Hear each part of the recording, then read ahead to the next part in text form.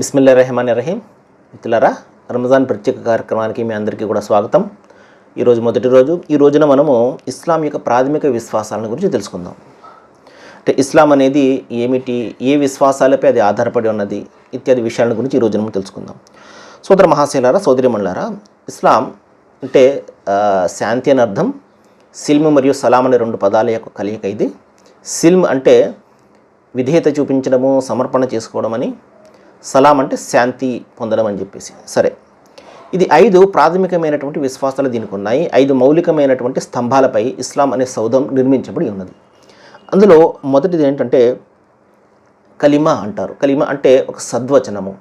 అంటే లా ఇలాహ ఇల్లల్లాహ్ ముహమ్మదు రసూలుల్లాహ్. ఈ సద్వచనం చాలా సందర్భాలు మీరు వినే ఉంటారు. అజాన్ పలుకుల్లో కూడా ఈ పదాలు మనకు కనబడతాయి. లా ఇలాహ ఇల్లల్లాహ్ అంటే ఈ సృష్టికి కర్త ఒక్కడే, ఈ సృష్టికి ప్రభువు ఒక్కడే, ఆయన ఒక్కడే ఆరాధనకు అర్హుడు, మరి ఎవరు కూడా ఆరాధనకు అర్హత లేదు అని చెప్పేసి లా ఇలాహ ఇల్లల్లాహ్, సృష్టికి కర్త ఒక్కడే, దైవం ఒక్కడే అన్నది.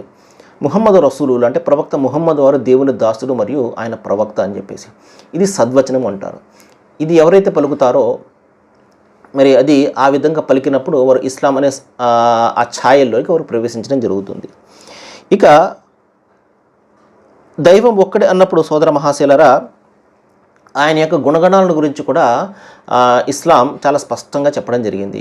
అల్లాహు అహద్, ఆయన ఒక్కడే ఉంటాడు. అల్లాహు సమద్, ఆయన నిరపేక్షపరుడు, ఎవరిపై ఆధారపడి ఉండడు. లం యలిద్ వలం యులిద్, ఆయనకు కుమారులు కానీ లేకపోతే ఆయనకు తల్లిదండ్రులు కానీ ఎవరు కూడా లేరు. వలం యకుల్లహు కుఫ్వన్ అహద్, ఆయనకు సాటి సమానం ఎవరూ లేరు అని దైవం యొక్క గుణగణాల గురించి చాలా ఖచ్చితంగా నిర్దేశిస్తుంది. ఈ గుణగణాలు గల ఆ దైవాన్ని మాత్రమే మీరు ఆరాధించండి అని చెప్తుంది. ఇక రెండవ స్తంభం ఏంటంటే సోదర మహాశయులారా, ఉపవాసాలు. ఉపవాసాలకు ముందు నమాజ్. ఎప్పుడైతే దాసుడు లా ఇలాహ ఇల్లల్లాహ్ ముహమ్మదు రసూలుల్లాహ్ అని చెప్పేసి పలికి అతను సాక్ష్యం ఇస్తాడో అతని విధి అయ్యేది ఏంటంటే నమాజ్. 5 పూటల్లో కూడా అతను తప్పనిసరిగా ప్రార్థనను అతను స్థాపించాలి తన జీవితంలో. ఏదో చేశాను, తనకు సమయం దొరికింది చేశాను అని కాదు. అతను తన జీవితంలో 5 పూటల్లో కూడా తప్పనిసరిగా అతను ప్రార్థన స్థాపించాలి. ఒకవేళ అతను చేయలేదనుకోండి, కేవలం పేరుకు మాత్రమే ముస్లింలుగా ఉంటాడు తప్పించి వాస్తవమైనటువంటి ఇస్లాం ధర్మాన్ని అనుసరించేవాడు కాదు. ఈ విషయాన్ని గమనించాలి. ఇక మూడోది ఏంటంటే సౌమ్, రంజాన్ ఉపవాసాలు. ఇప్పుడు మనం ఏదైతే పాటిస్తున్నామో అంటే దాసుడు అతని జీవితంలో రంజాన్ మాసాన్ని పొందినట్లయితే అతను యుక్త వయస్సు, అదే కొంచెం జ్ఞానం ఎప్పుడైతే వస్తుందో, ఊహ ఎప్పుడైతే వస్తుందో అప్పుడు చేరుకున్నట్లయితే, ఉండగలిగే శక్తి ఉన్నప్పుడు తప్పనిసరిగా అతను ఉపవాసాన్ని పాటించాలి. ఎవరికి కూడా ఇందులో మాఫీ అనేది లేదు, ఎగ్జంప్షన్ అనేది లేదు. అయితే కొన్ని కండిషన్స్ ఉన్నాయి. ఆ స్త్రీలు ఒకవేళ ఆ బహిష్టు కాలంలో లేకపోతే ఆమెకు అదే ఏమంటారు బిడ్డ పుట్టినప్పుడు, ఒకవేళ ఆ కాలంలో ఉన్నప్పుడు, వ్యాధిగ్రస్తుడే ఉన్నప్పుడు వాళ్ళు ఏంటంటే తర్వాతి రోజుల్లో దాన్ని పూర్తి చేసుకోవాలి. అంతే తప్పించి తప్పనిసరిగా పాటించడం అనేది మాత్రం ఖచ్చితంగా చేయాలి. ఏమండి?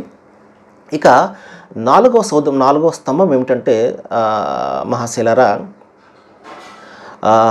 జకాత్ అనే ఒక దానం.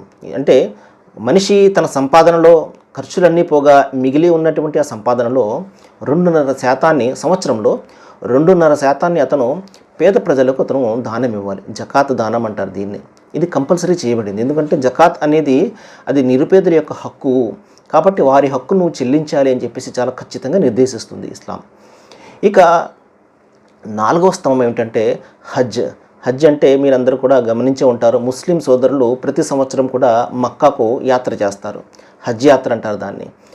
అదేంటంటే ఆ దైవము నిర్మించినటువంటి దైవం అక్కడ ఏదైతే నిర్మితమైనటువంటి గృహం ఏదైతే ఉందో అది మానవులందరి కోసము ప్రప్రథమంగా భూమిపై నిర్మించబడినటువంటి ఆరాధనా గృహం అది.